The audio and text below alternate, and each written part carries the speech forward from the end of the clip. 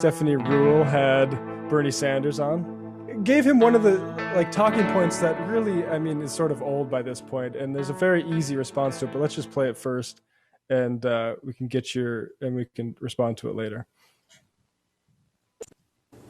Senator, I'm not agreeing with you fundamentally, but I want to talk to you practically. You've been the lead sponsor of 422 bills during your 30 years in Congress, but only 7 of them have become law.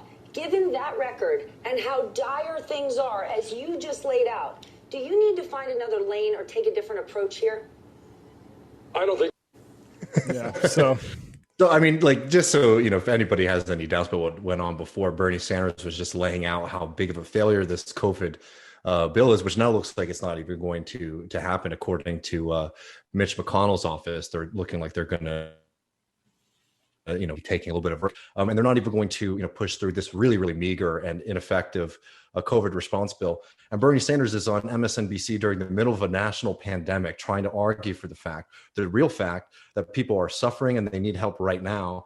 And Ruhle decides to go back to an old 2020, 2016 playbook with the graphic ready to attack Bernie Sanders' legislative record.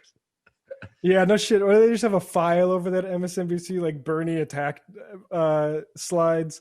But the obvious point is, of course, Bernie's preferred legislation wasn't getting passed by these horrible ghouls that have been running Congress for the past 20 years and the people that run them, right? Obviously, that's kind of the point of Bernie, is like what he's represented. Maybe it reflects on Congress, actually, Stephanie, and the people that you are normalizing with every breath you take in those studios.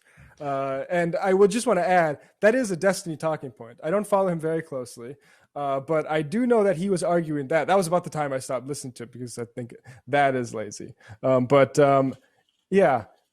really just a pathetically lame argument that kind of just has it's a logic lord argument is what it is, right? Mm-hmm. There's no historicization happening. It's unbelievable. This is how they get away with it, right? This is literally how, especially like centrist Democrats and liberals, get away with the fact that they have had power, that they literally within our lifetime had controlled all branches of government, and they weren't able to push through, the programs that they argued that they support, right? Looking out for workers, making sure that minimum wage is increasing, all these things. Obviously, they don't campaign on that, but private conversations, they say like, oh, we want that, but we just have to defeat the Republicans first. We have to be in power. They had that in our lifetime, very recent history, and they didn't do it. And somebody like Stephanie Ruhle, look, a lot of people on MSNBC are nightmares, but her especially. This is somebody who just recently got in trouble for doing ad spots for JP Morgan Chase during the middle of a pandemic, one of the largest banks in the United States.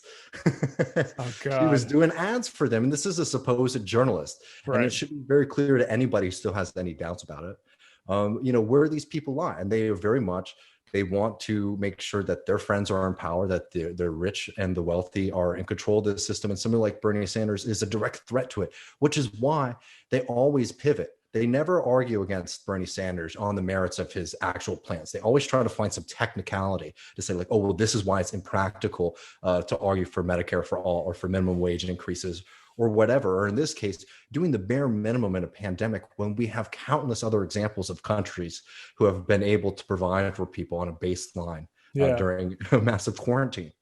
We're literally at the point where you're having a noticeable rise in shoplifting because people are hungry, and you have Stephanie Ruhle trolling. Really just pathetically shallow stuff. Really, really disappointing. Do we want to do anything else before we get to the Tyson segment, David? No, look, like Stephanie Ruhle is just such a moron.